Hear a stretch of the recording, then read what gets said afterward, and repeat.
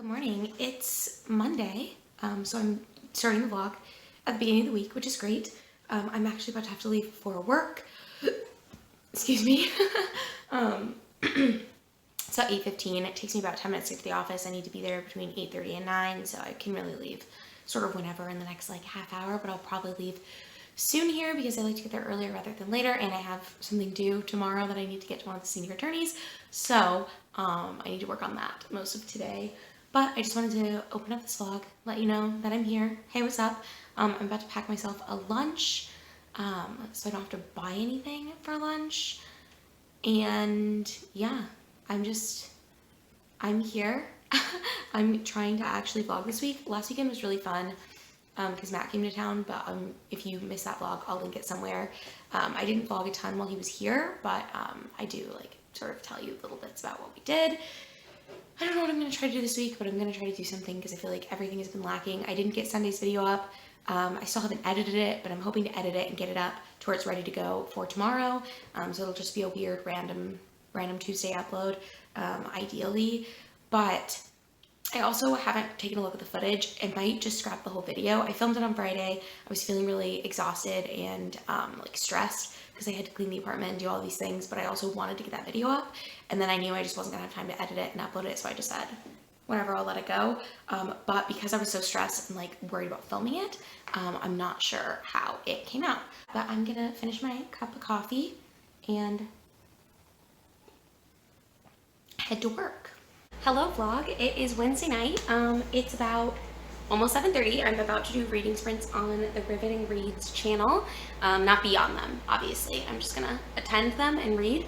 I have my wine. My dinner is cooking or heating up, I guess. I wouldn't update you on my reading because I did some pre-recorded reading sprints from like 2 weeks ago that I never got around to watching last night. And so I read a lot of this and I'm almost finished. I think I have like 70 pages left. So I'm liking it more.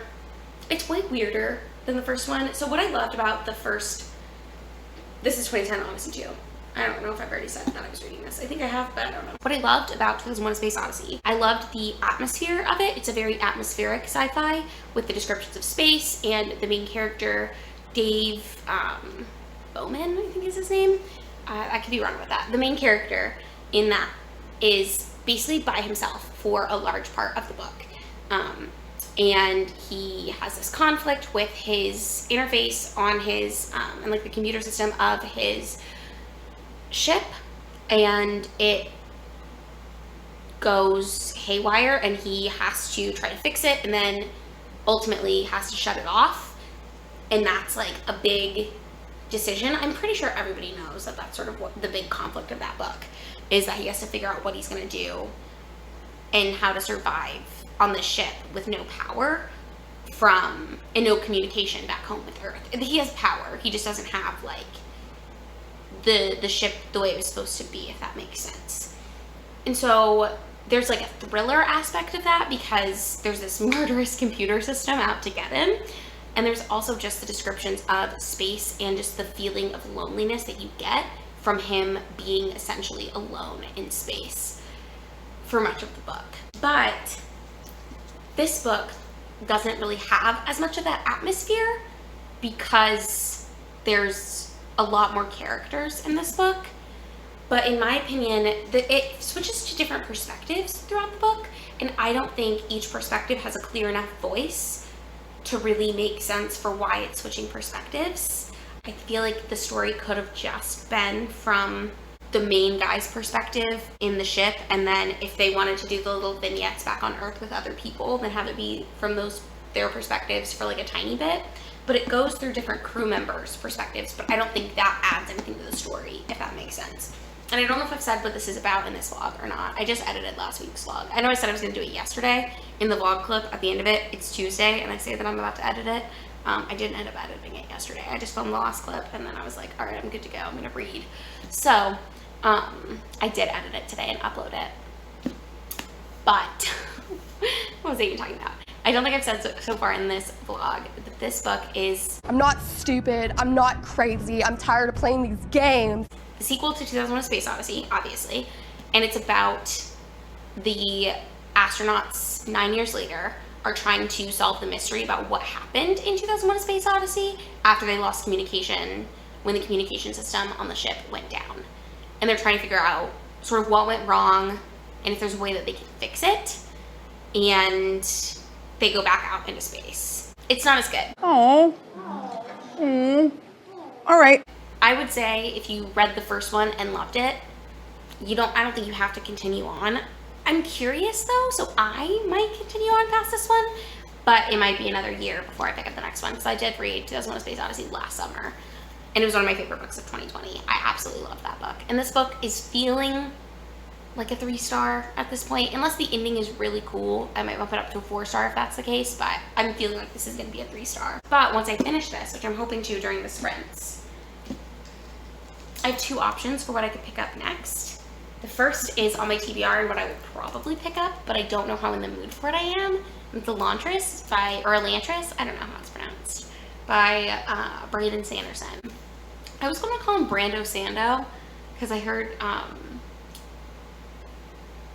L from Elliot Brooks, I think is who calls him that. But this will be my first Brandon Sanderson book if I do pick this up. I've heard, the reason I put this off so long, because this was on my TBR for this month, and I want to be reading one book from the Cosmere every single month.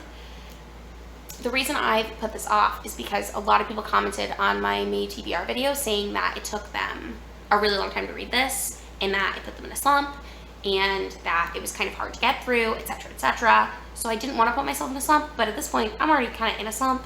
So if it doesn't work out, it doesn't work out. It is what it is. But also, I want to give myself as much time with this as possible. And if need be, I can pick up my second option, which is The Teleportation Accident by Ned Bowman. I think it's pronounced Bowman, B-E-A-U-M-A-N. This was shortlisted for the Booker. Longlisted, not shortlisted, excuse me. But it's about a guy who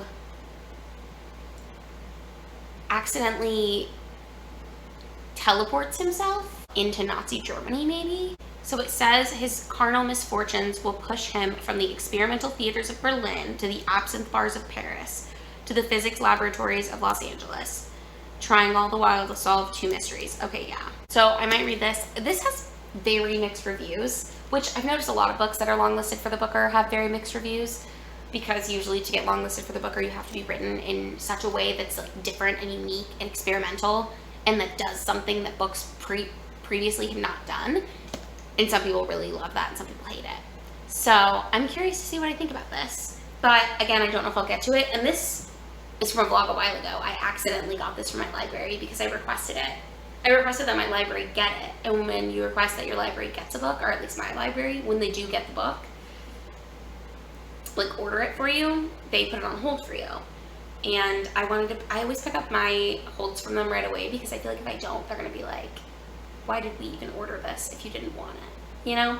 So anyways, I got this from the library. And if you're wondering, why do you still have library books from your hometown library when you've moved somewhere else? It's because I'm going back in the first weekend of June, and that's when I'll return all of these, okay? It's going to be fine. Everything's fine. It's okay. It's okay. But I'm going to get my dinner out of the oven. It's 7:31, so they should be starting pretty much right now. And I will talk to you later. Hello, it is now 9:20. I'm still doing reading sprints with Riveting Reads, and I just wanted to let you know that I finished 2010 Odyssey 2. So I mentioned earlier that I thought that what I liked about 2001 the most was the atmosphere and also the like thriller aspects of it and the intensity that built up.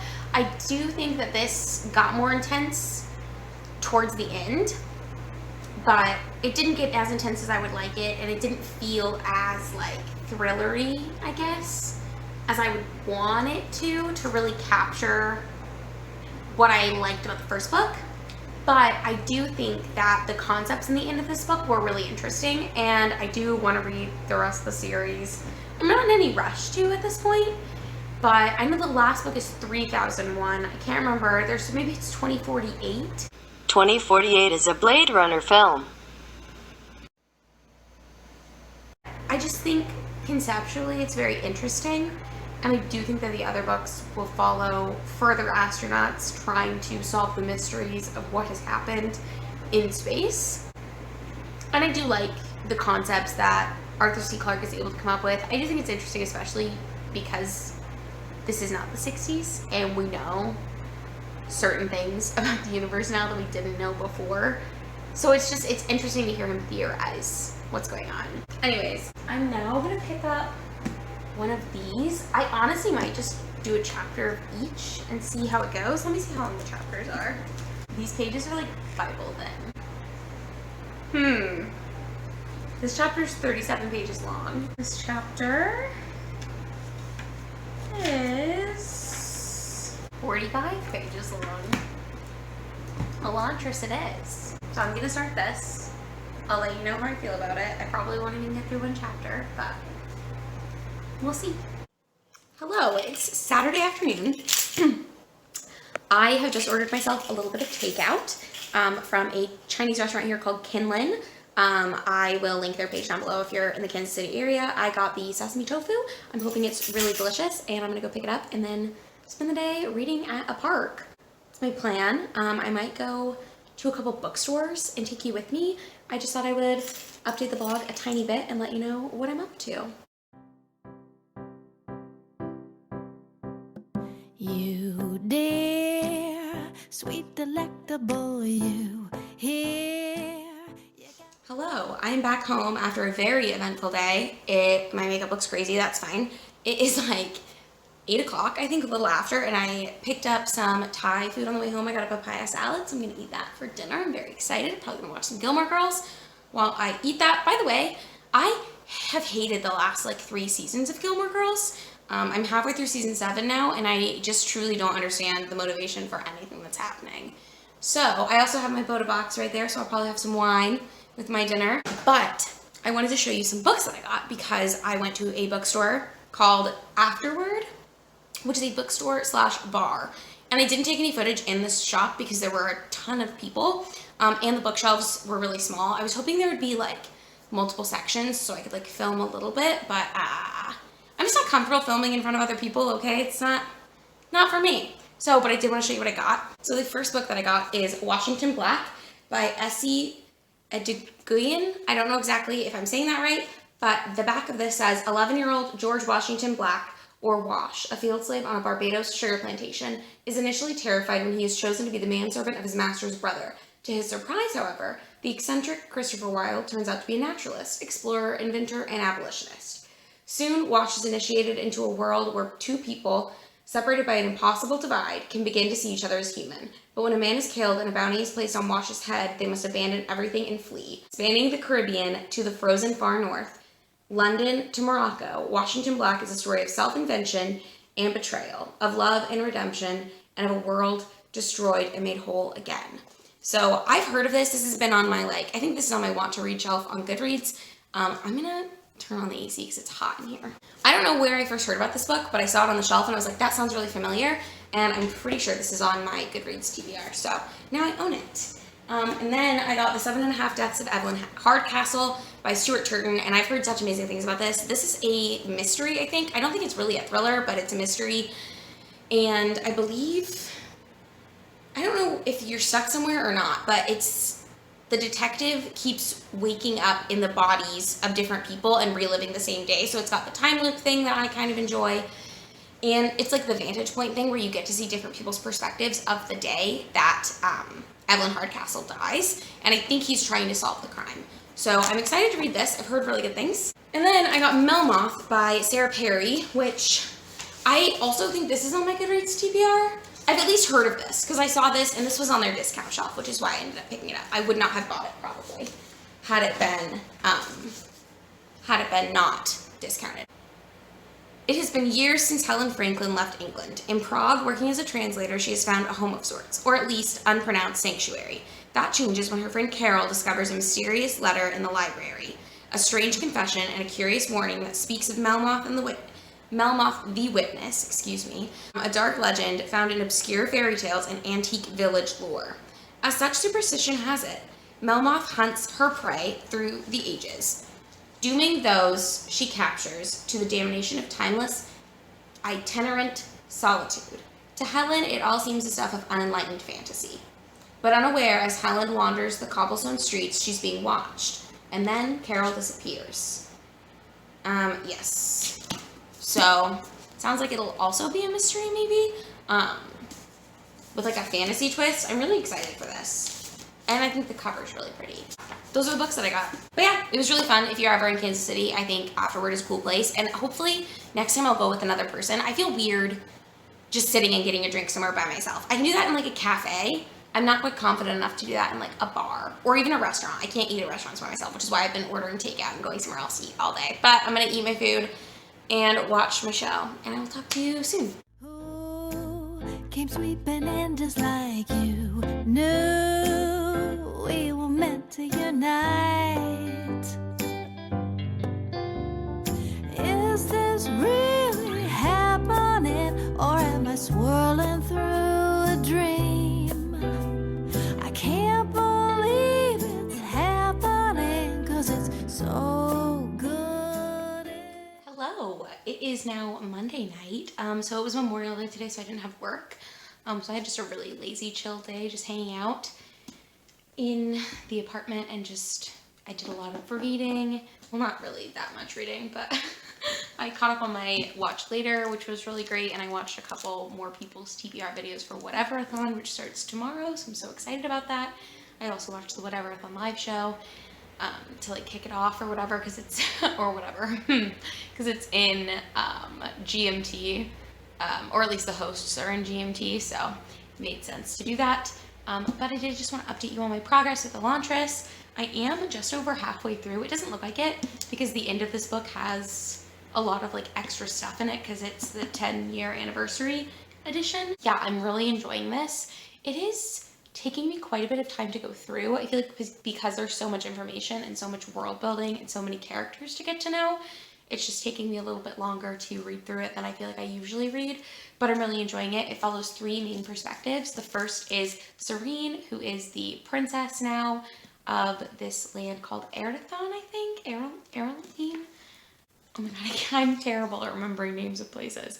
But it's the city of Kay, which is right outside of Elantris, which is this city that all these people who were immortal and had powers used to live in until this thing called the Shroud, I think is how it's pronounced, or the Shade, which is basically where those people started dying and lost their powers and all their hair fell out, and now they still are in the city, but it's kind of a mystery to people who are not in the city what's going on there. But Serene, at the beginning of this book, is supposed to marry Prince Raiden or Rowden. I don't know how his name is pronounced either. But she is, because of the marriage contract, he has died according to the king, and so she is still his wife, but I think she's now no longer eligible for the throne, but she suspects some sort of suspicious circumstances around his death. And then the other perspective that we follow is Rowden, I think that's what I'm gonna go with, Rowden.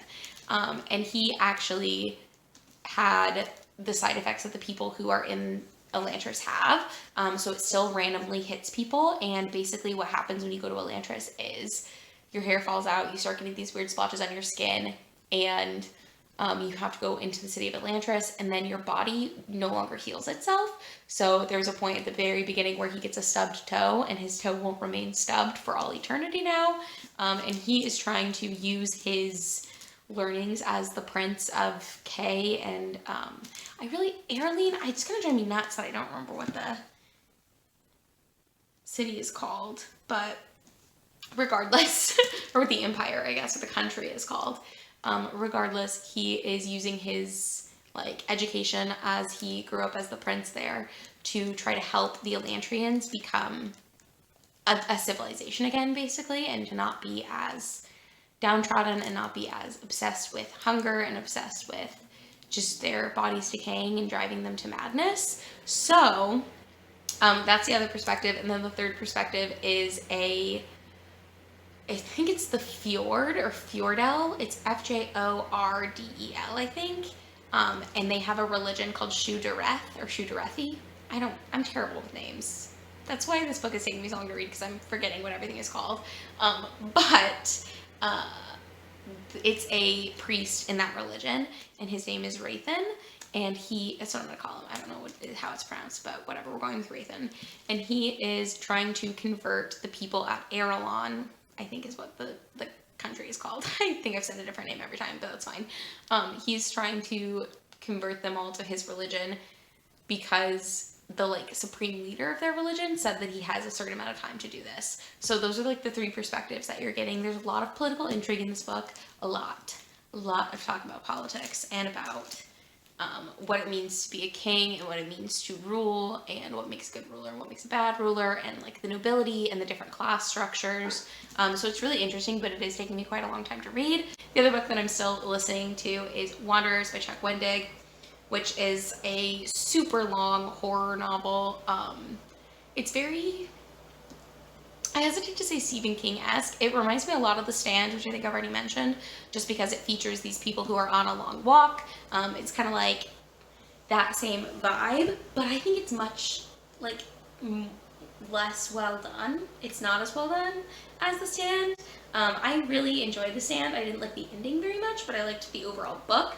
But it's the Wanderers actually features people who are Wanderers actually features a disease that is overtaking these people, and it's like this mysterious illness that is causing these people to start wandering, and they don't really know what's causing it. And so you're learning more about that. There's a lot of characters, and there's a lot of different points of view from this as well. It's verging off into a territory that I don't know how interested I am in it anymore. I'm about 550 pages into it, and I'm considering DNFing it, to be honest with you. I can't deal with this. Just because, like, I like the main character, Shayna, and her sister's story, and Shayna's sort of developing this romance with someone, and it's just, like, her family dynamics and the actual dynamics of the wanderers and the shepherds, the people who are walking with them, who are not suffering from whatever they are afflicted with. I think that's much more interesting than some of the, I think the author's trying to create political intrigue in other spots, or just like intrigue in general. And I'm just not really that into it. It feels like it's supposed to be a commentary on the 2016 election, but I just don't like, it's not something that's just not a topic that I really like care to relive at this point. So I feel like I understand what the author's trying to do. I just don't know that it's the right move for me as a reader. Also, some really icky things are happening, which is fair because it's horror and I know that that's going to happen, but it's just not the kind of icky that I enjoy, if that makes sense. I don't know if it does. I don't want to give anything away in case you do want to read it, but I really do think I might just end up DNFing it. I'm going to listen to it probably for the rest of this week, so maybe I'll end up finishing it, but I'm just not loving it. At this point, I feel like it'll be a 2-star because it's just not anything that I care about at all, really. And then the other book that I finished during this vlog was 2010 Odyssey 2 by Arthur C. Clarke, which is the sequel to 2001: A Space Odyssey. And that book, I enjoyed the end of it much more than I enjoyed the beginning. And I enjoyed the, again, ideas and the, like, concepts at the end, and, like, sort of, I think I can see what Arthur C. Clarke is trying to put in motion here, and so I will be continuing that series, I think. But at this point, I'm not in any rush to. I obviously wasn't in any rush to pick up the second book either, because it took me a year to do so. But I do love the first book, and I think if you love the first book and you don't care about finishing it, I think you could read it as a standalone and still get a lot out of it. I think it was really good. I don't think the second book is necessarily worth reading, or necessarily something that, like, you have to read. But I do think I will continue the series, and I think I ended up giving it 3 stars. Just because, like, I thought it was fine. It took me a long time to get into, and I just wasn't super fond of where it was going, but I thought the character work got better, and I also thought that the tone and the atmosphere got better as the book went along. So, thank you so much for watching this vlog. If you made it to this point, congratulations. You should have a prize, but I don't have anything for you. Leave a green emoji down below, since I'm going to be on Camp Contemporary. No. I'm wrong. Leave a blue emoji down below since I'm going to be on Camp Contemporary, and that is our team color for the Whatever-a-thon. Let me know if you read any of these books and enjoyed them as well in the comments down below. Like this video if you liked it. Subscribe if you want to see more videos from me. I do post 2 videos every single week, and I will see you in my next one. Bye!